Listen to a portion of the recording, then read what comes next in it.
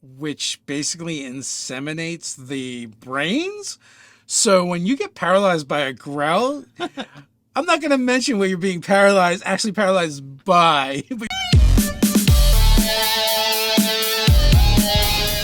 I'm Nerdarchy Ted. And I'm Nerdarchy Dave.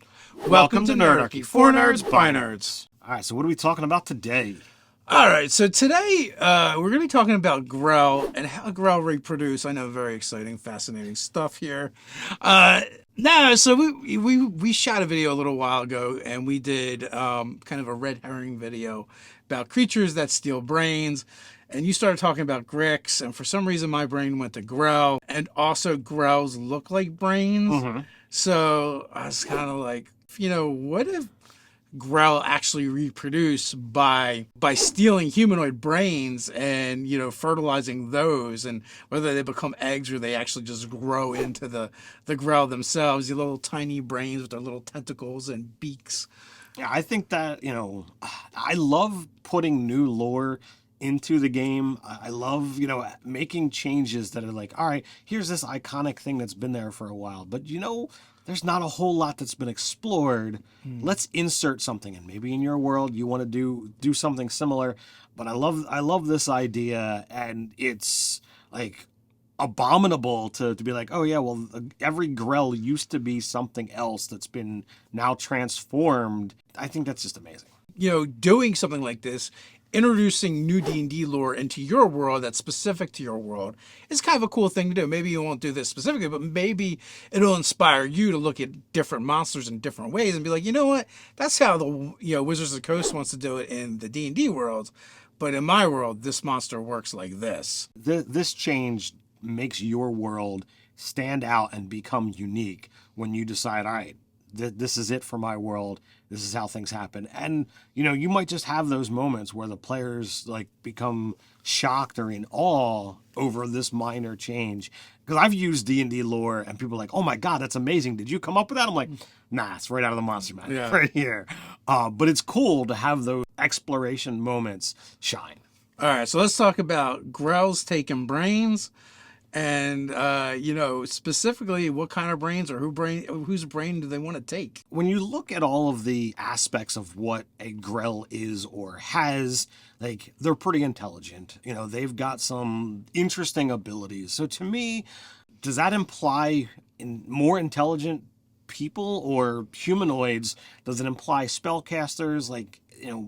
Anyone with more than average should kind of be their target. And maybe there is some kind of special sense that Grell have that they know whether essentially a brain is ripe for it, or is it something that, well, they just, go and harvest. If it's not fruitful, it's not fruitful, and they just kind of let it go.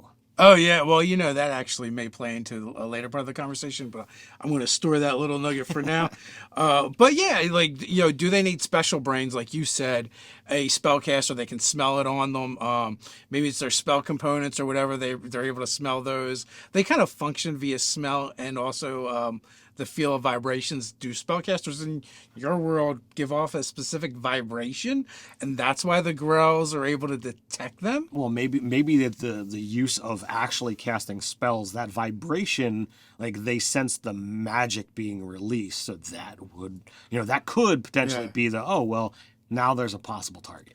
Or will any old brain from a humanoid do that? I think it has to be a humanoid, intelligent creature or sentient creature, and those they turn into Grells, and just the act of it being rebirthed as a Grell makes it start off smarter, because the Grell has a 12 intelligence on average, so it's above average for humans, which is kind of weird because they always seem to be treated more like monsters and don't seem to have culture and stuff. Where with them being that intelligent, to me it seems like they should. I would agree. Have something going on. I would completely agree. I think you could do a lot with it, and if you were to make this change, you could then kind of go a step further and be like, all right, well, beyond, yes, they are monstrous. They're a giant brain with tentacles and a beak and what have you. You could have some that are like, well, you know what? Even though we reproduce this way, that doesn't necessarily mean that we're this evil monstrosity, but they could exist in, a culture or in a city or what have you. And well, maybe there's like, all right, I'm just not going to reproduce. I just want to be here and be a part of civilization. Yeah, like even like they find it immoral the way they came to Right. be, but there's nothing they can do about it now. So yeah, so they harvest brains, and then the question is like, what do they do with them? How do they fertilize them? We don't have to go into great detail over that. Is it just a particular time of year when all Grell are able to harvest brains and fertilize them, and maybe do gather. It says they gather in groups called covens, but mostly they're solitary. Maybe this is one of the few times when Grell do get together and they kind of like socialize and they all bring brains and they put them in big piles and then, they fertilize them or begin the process that will then turn these into baby Grells. And how long does that take? Do they stay together until the deed's done, or only some of them, the covens, stay together in order to see it through? And then do they just release them, or does someone raise them? I would think the first question is it a transformation or is it become an egg? I think those are two different possible options. I'm for that they should turn into an egg. Like there's a harder exterior so that the brain itself can go through a slower transformation process once it's been, created. But I mean, it could just be a metamorphosis, and it's not quite like a hard exterior but more like a soft shell kind of scenario, as it kind of like roils and bubbles and goes through this thing in a quick transformation, almost like gremlins. Yeah. If you want to go through that process, but I like that idea. But I feel like this would be an ideal opportunity to create kind of like a Grell hive mother, like something that's a little bit beefier and more, for lack of a better word, nurturing, that would kind of like sit and monitor, the transformation and do a little bit of the raising. Whereas, those others that have brought them, they don't see like a sense of parenthood per se, but there would still be like the attachment of community. So like because they're more of an alien mindset, I would feel like this would be a great way to put in that they don't understand the word parent or parentage. Like they're just trying to increase the populace of the Grell community. It kind of perpetuates the species. But those that do, they're like, okay, well, I brought the egg or I brought the brain, and that's it. Like they just move on from there. But the one who would be this hive mother, I think, could be a lot more interesting and more nurturing, and possibly even bigger, so that it can watch, or watch without eyes, kind of pay attention to all of these things that are going through this, hatching or metamorphosizing. So one of the things about Grell is they're venomous. They have a paralytic poison, right? So like maybe part of it is that they bring people back, harvest the brains while they're still alive. Could be all part of it. But what if like the secretion you mentioned is actually the venom they use to basically fertilize the eggs and create this hard exterior while they go through the metamorphosis? So they all come and they spray them with their venom, which basically inseminates the brains. So when you get paralyzed by a Grell, I'm not going to mention what you're being actually paralyzed by, but your body's completely rejecting it. So you hentai fans out there, you know what I'm talking about. But without going, completely in that direction, but that's like something that already is part of their lore, what they are. And it's also something they produce, and it could have a specific effect on, these disembodied human brains. Now, the idea is then they create these shells or whatever, and you had even floated the idea of, other than a hive mother, maybe they place them with Gricks, and Gricks don't know the difference, but they make awesome guardians for these eggs, and then they don't know the difference between their own and these, and there are other animals that do that in the animal kingdom. Absolutely. I mean, the problem might be once you hatch and surviving, maybe the mortality rate for baby Grell is very high because you get eaten by Gricks. But I did have another idea that kind of was inspired by your Grick idea, and that was that maybe Grick in our world are Grell larvae. They eventually evolve into Grell, and they start off as these, like worm-like creatures, which they're medium, they're only medium size, right? I think the alpha Gricks might be bigger at large size. Right. But it could also be a rare thing when the transformation doesn't happen, or maybe that's a dud, right? That could be a dud, or it could be, anytime you start exploring creatures, like there's always the possibility of like, well, what other stat block can I make? What lore can I associate with this and turn this into something else? So perhaps, if the Grick are the younger Grell and there's a metamorphosis that happens, perhaps the snake-like body of the Grick eventually falls away, and what's in there are the tendrils that allow them to float and hover and what have you, and the whole thing kind of like comes out as it peels away, and the brain gets more and more massive.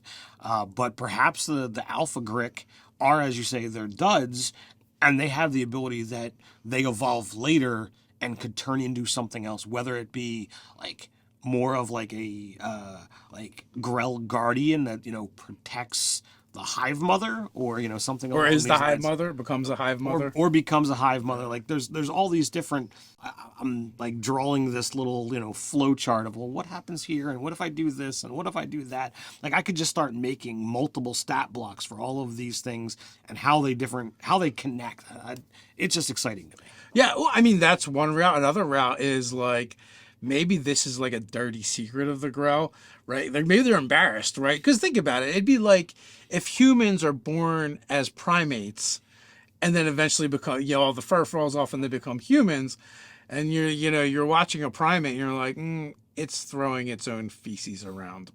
That was me once upon a time.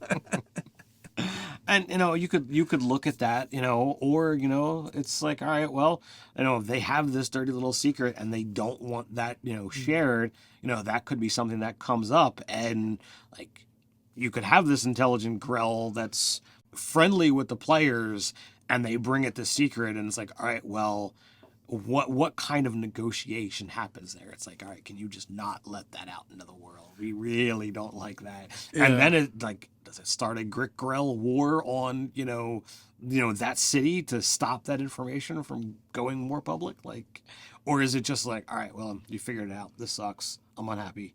And it would be a way to kind of have two similar monsters connected in your world. They, I believe they're both monstrosities. They have a lot of similarities. They're both eyeless, tentacled horrors from the beneath. So they're not both monstrosities, but it's close. The Grell is an aberration, whereas the Grick is a monstrosity. Like you might want to change that if you're associating, them together. So like you could make them both monstrosities or both aberrations. But I would, if you're literally linking them together through metamorphosis, then I would be like, all right, they're the same. Whatever you want to make it in your game. Yeah. Although going from monstrosity to aberration through a metamorphosis seems as good as way as any way to make an aberration. So you could even leave it the same, maybe, right? Sure. I mean, it's your table, your rules, do what you like. I would just like, to me, I would feel the need to make correct it, to just it all needs to line up, damn it. Yeah. Well, also, and not only are the Grell intelligent, but they have their own language. Grick are basically, they're animals. They're not quite mindless, but it's pretty darn close. Yeah. Like I think they have like a 3 or 4 intelligence, and that puts them on par with the like smartest animal. And there are very few animals that have an intelligence that high. So these are just some cool, interesting ways that we think you could use Grell and possibly Grick in your world to connect them. Hey, you like this video? Others like it, as well as all the fantastic content you can find over on Nerdarchy.com. Why not check out Nerdarchy the store, or check us out on Patreon and throw us some support over there. What do you guys think? Would you use this version of the Grell in your world? Do you want to connect Grick and Grell together now? Or maybe you've done something completely different in your own games. Share your thoughts and ideas with the Nerdarchy community down in the comments below. While you're down there, don't forget to like, share, subscribe. Go ahead and click on that notification bell. You know you want to. Quick reminder, we drop several new videos a week, so come on back. But you can't wait till then. No worries, we got you covered. You can check out the Grell Floating Blind Tentacle Horror from the Underdark. It's a D&D monster video we did a while back. So until next time, stay nerdy.